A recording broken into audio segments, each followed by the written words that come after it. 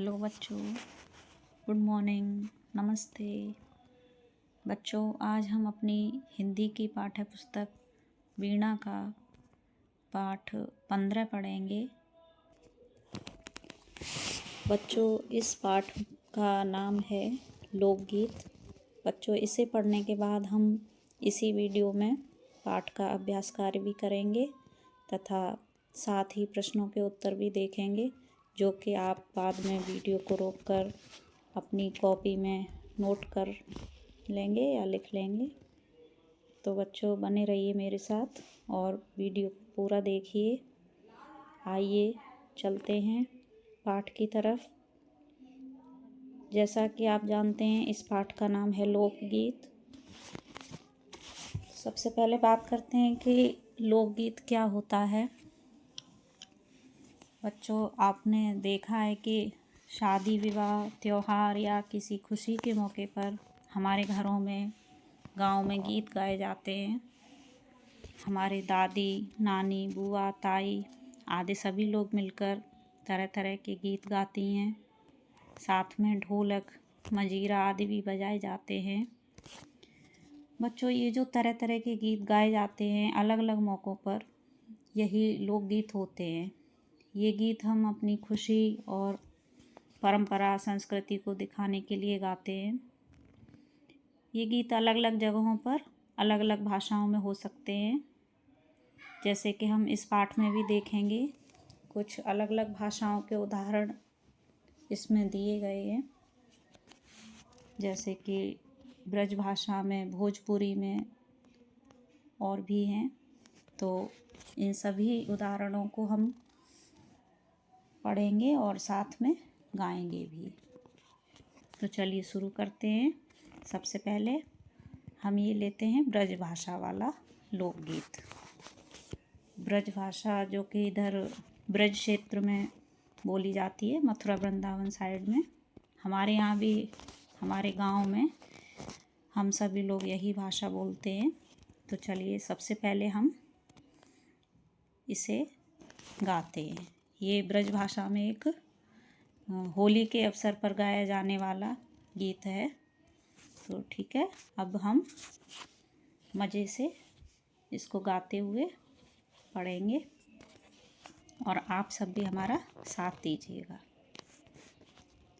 आज बेरज में होरी रे रसिया, आज बेरज में होरी रे रसिया, बरजोरी रे रसिया, आज बेरज में होरी।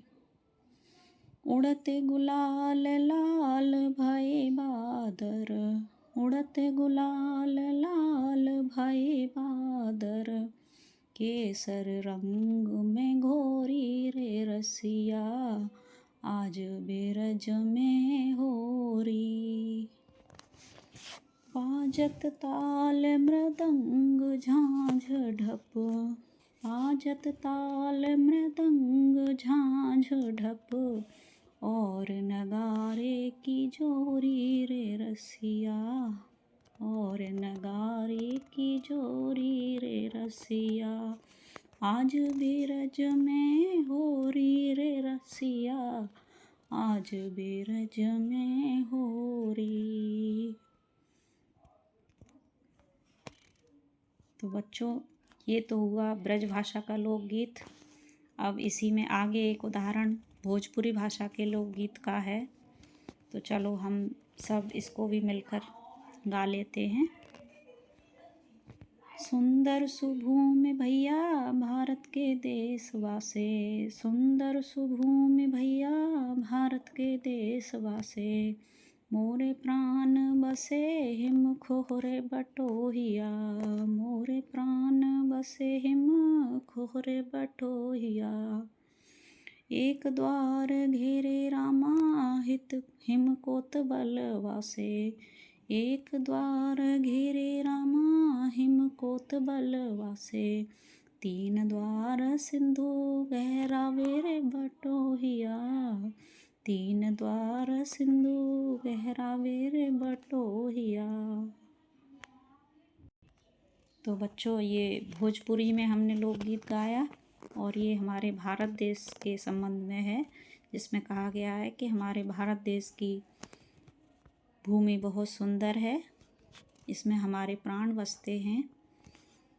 एक द्वार की तरफ हिमालय कोतवाल की तरह से खड़ा हुआ है और 3 तरफ से समुद्र इसकी रक्षा कर रहा है। आगे हम इसी में अगला उदाहरण लेते हैं। अब बच्चों, ये अगला लोकगीत अवधी भाषा में है, तो चलो इसको भी गा लेते हैं, साथ साथ गाना आप भी। बाबा निमिया का पेड़ जिन्हें काटे ओ, बाबा निमिया का पेड़ जिन्हें काटे ओ, निमिया चिरैया के बसेर, निमिया चिरैया के बसेर, बलैया ले बीरन की, हो मोरे बाबा बलैया ले बीरन की। बाबा सगरी चिरैया उड़े जाए, बाबा सगरी चिरैया उड़े जाए, रहे जाए निमिया केर, रहे जाए निमिया अकेर, बलैया ले बीरन की, हो मोरन की, हो मोरे बाबा बलैया ले बीरन की। बच्चों, अगला उदाहरण बुंदेली भाषा में है। ये लोकगीत वर्षा ऋतु के बारे में है। चलिए इसको भी गा लेते हैं। देखो सखी वर्षा ऋतु आई, देखो सखी वर्षा ऋतु आई, बागन मोर कोकिला बोलत, बागन मोर कोकिला बोलत, चातक दादुर शोर मचाई, देखो सखी वर्षा ऋतु आई, घुमड़ घुमड़ गरजत घन तड़कत, घुमड़ घुमड़ गरजत घन तड़कत, काली घटा नभो देत दिखाई, देखो सखी वर्षा ऋतु आई। बच्चों, ये सभी लोकगीत अलग अलग भाषाओं में थे, जो कि अभी हम सब ने मिल कर के गाए। ये 4 भाषाओं में हैं। इससे पहले लोक ब्रज भाषा में, भोजपुरी में, और ये अवधी में, और ये बुंदेली में। तो ये ध्यान रखेंगे कि हमने अभी 4 भाषाओं के उदाहरण देखे। आगे हम इनसे संबंधित अभ्यास कार्य और इनके कठिन शब्द वगैरह करेंगे, तो बने रहिए इस वीडियो में हमारे साथ। बच्चों, ये कुछ प्रश्न हैं बातचीत के लिए। सबसे पहले नंबर 1 प्रश्न है, आप किस प्रदेश में रहते हैं? आपके प्रदेश की राजधानी का क्या नाम है? तो आप किस प्रदेश में रहते हैं? हम उत्तर प्रदेश में रहते हैं। हमारे प्रदेश की राजधानी का नाम लखनऊ है। ये प्रश्न वैसे तो केवल अपने बातचीत के लिए ही हैं, मौखिक रूप से इन पर चर्चा हम लोग कर रहे हैं। बाद में हम इसके उत्तर लिख करके अलग से इसी वीडियो में देंगे, तो आप उसको पॉज करके, रोक करके वीडियो को, और फिर आप अपनी नोटबुक में उसको नोट कर लीजिएगा। ठीक है। दूसरा प्रश्न है, आपके घर में कौन सी भाषा बोली जाती है? कौन सी भाषा बोली जाती है आपके घर में? तो हमारे घर में ज़्यादातर हम लोग जो बोलते हैं अभी गांव में, कौन सी भाषा बोली जाती है? ब्रज भाषा बोलते हैं। हिंदी भाषा की ब्रज भाषा ही बोली जाती है। ठीक है। नंबर 3 प्रश्न है, आपके घर में विभिन्न उत्सवों या पर्वों पर कौन सा लोकगीत गाया जाता है? तो जैसा कि शुरू में ही बताया था कि विवाह में या फिर होली पर नवदुर्गों में अलग अलग तरह के गीत गाए जाते हैं। तो इसका उत्तर भी हम आपको लिखाएंगे, नोट कर लीजिएगा। वैसे तो हमारे घर में विवाह के समय वरना वरनी, होली पर होरी तथा नवदुर्गों में माता के छंद आदि गीत गाए जाते हैं। ठीक है, आया समझ में। चलो नेक्स्ट इसी में है नंबर 4 प्रश्न। आपके मित्र हिंदी की कौन सी बोलियां जानते हैं? तो कौन सी भाषाएं आप लोग जानते हैं? ज़्यादातर सभी मित्र यहीं के हैं आपस में, तो सभी ब्रज भाषा जानते हैं। अवधी ये भी जानते होंगे कुछ, तो इसका उत्तर लिखेंगे बाद में। चलो फिर है नेक्स्ट अभ्यास है सोचिए और लिखिए। तो इसमें पहला प्रश्न है, तीन द्वार सिंधु गहरावे रे बटोहिया। ये ब्रज भाषा वाली जो नीचे अवधी भाषा में जो दी हुई थी उसमें ये दिया हुआ है, तीन द्वार सिंधु गहरावे रे बटोहिया, ये लाइन दी हुई है। तो इसी लाइन में कौन से तीन समुद्रों की ओर इशारा किया गया है? तो इसका उत्तर हम लिखेंगे। चलिए उसको देख लेते हैं। तो बच्चों इसका उत्तर है, इस पंक्ति में भारत को तीन ओर से घेरे हुए तीन समुद्रों की ओर इशारा किया गया है, जो किस प्रकार है। नंबर 1, पूर्व में बंगाल की खाड़ी, पश्चिम में अरब सागर तथा दक्षिण में हिंद महासागर। अगला प्रश्न है बच्चों, वर्षा ऋतु में कौन से पशु पक्षी आपके आसपास के वातावरण में अपनी उपस्थिति दर्ज कराते हैं? तो इसका उत्तर हम इस प्रकार से लिख लेंगे कि वर्षा ऋतु में हमारे आसपास के वातावरण में मोर, कोयल, मेंढक, झींगुर तथा चातक आदि पशु पक्षी अपनी उपस्थिति दर्ज कराते हैं। इसके बाद तीसरा प्रश्न ये है, पेड़ों की पक्षियों के लिए क्या उपयोगिता है? पेड़ों की पक्षियों के लिए क्या उपयोगिता है? तो उत्तर ऐसे लिख लेंगे, पेड़ों की सबसे बड़ी उपयोगिता यह है कि पेड़ों पर पक्षी अपना घोंसला बनाते हैं। इसके अलावा पेड़ों से मिलने वाले फल भी पक्षी खाते हैं। तो ये रहे प्रश्नों के उत्तर, और इनको आप रोक रोक करके वीडियो अपनी कॉपी में नोट कर लीजिएगा। आगे की एक्सरसाइज हम किताब की है वो किताब में ही करेंगे, तो चलिए उसको भी कर लेते हैं। बच्चों अभ्यास कार्य करने से पहले हमने जो बातचीत के लिए मौखिक प्रश्न थे वो बताए थे, तो वो प्रश्न उत्तर भी हमने यहाँ लिख दिए हैं। इनको भी आप वीडियो को रोक करके और अपनी कॉपी में चाहे तो नोट कर लें, वरना ऐसे ही एक बार देख लें, पढ़ लें इसको।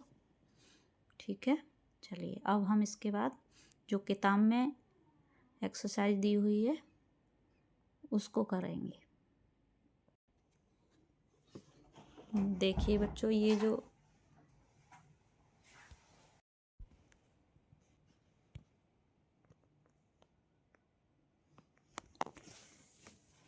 हाँ, तो बच्चों हमने अभी ये जो ऊपर प्रश्न उत्तर दिए हैं बातचीत के लिए, और ये सोचिए और लिखिए, इनके हमने आपको लिख करके दे ही दिए हैं, वो आप लिख लीजिएगा। अब आते हैं इस पर। इसमें है, कविता की पंक्तियाँ पूरी कीजिए। तो ये जो कविता हमारी अभी जो हमने लोकगीत पढ़े वही हैं। तो सबसे पहले है, मोरे प्राण बसे, इसके आगे हमें लिखना है, हिम को खोह रे बटोइया। दूसरी लाइन है, एक द्वार घेरे रामा, इसके आगे जो रिक्त स्थान है इसमें भरना है, हिम कोत बलवा से। फिर तीसरी लाइन में पहले खाली स्थान दिया हुआ है जिसमें लिखना है, तीन द्वार सिंधु, आगे लिखा है, गहरावे रे बटोहिया। फिर दिया है, बागन मोर कोकिला बोलत, चातक दादुर शोर मचाई, घुमड़ घुमड़ गरजत घन तड़कत, काली घटा नभ देत दिखाई, जैसे कि ये बच्चे ने भरे हुए हैं, इसी प्रकार से आप भी इसको कर लेंगे। और हिंट के लिए यहाँ आपको दिखाई दे रहा होगा, इसके सामने कलर दिए हुए हैं जिसमें ये लोकगीत लिखे हुए हैं। तो आप पीछे जो लोकगीत लिखे हुए हैं उनसे भी सहायता ले सकते हैं। तो आगे, इसके आगे और है, उसको देखते हैं। आगे दिया हुआ है उड़त गुलाल। आगे भरना है हमें। लाल भय बादर, केसर रंग में घोरी रे रसिया, बाजत ताल मृदंग झांझ ढप, और नगारे की जोरी रे रसिया। इसके सामने ये जो रंगों से बना हुआ है, इसी रंग में हमने पीछे ब्रज भाषा में ये होरी वाला लोकगीत पढ़ा था, उससे हम इसमें सहायता ले सकते हैं। आगे दिया हुआ है भाषा की बात। तो कविता के समान ध्वनि वाले शब्द छांटकर लिखिए। तो दिया हुआ है, जो ये शब्द दिए हुए हैं, होरी, गरजत, लाल, मचाई, ये हमें कविता से ही इसकी समान ध्वनि वाले शब्द छांट के लिखने हैं। जैसे होरी, तो होरी का था बरजोरी, तो यहाँ होरी के आगे लिखना है बरजोरी। गरजत, तो गरजत का समान ध्वनि वाला शब्द है तड़कत, तड़कत लिखना है। फिर दिया हुआ है लाल, तो लाल का क्या दिया था, ताल। और मचाई, तो मचाई के लिए क्या दिया है, तो मचाई का समान ध्वनि वाला शब्द है दिखाई। मचाई के सामने लिखना है दिखाई। इसी प्रकार से समान ध्वनि वाले शब्द हमें अपने मन से लिखने हैं। प्राण, प्राण के आगे हमें 3 शब्द अपने मन से लिखने हैं, प्राण जैसी ध्वनि वाले। जैसे आन, बान, शान, तो प्राण के क्या हो जाएंगे, आन, बान, शान। फिर दिया है शब्द एक। एक के लिए हमें एक से मिलते जुलते शब्द लिखने हैं। एक का हो जाएगा टेक, अनेक,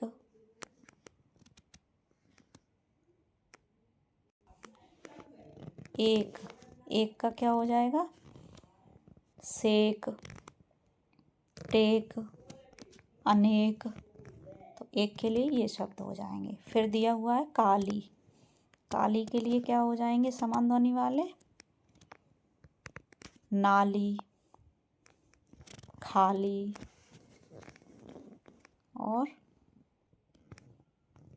और हो जाएगा थाली। तो आप लिख सकते हैं खाली, थाली और नाली। अब आगे जो एक्सरसाइज है वो है समझिए और लिखिए। तो त्र जोड़कर नए शब्द बनाइए। त्र जोड़ना है, जैसे मित्र लिखा है मित्र, तो त्र से पहले में जोड़ा गया तो हो गया मित्र। ऐसे ही फिर हो जाएगा पत्र, त्र से पहले प जोड़ लेंगे और चे जोड़ के त्र में लिख देंगे चित्र। त्र से पहले पु जोड़ेंगे तो पुत्र, और छात्र, छा जोड़ के छात्र। तो ये एक्सरसाइज हो जाएगी। समझ में आ गई है?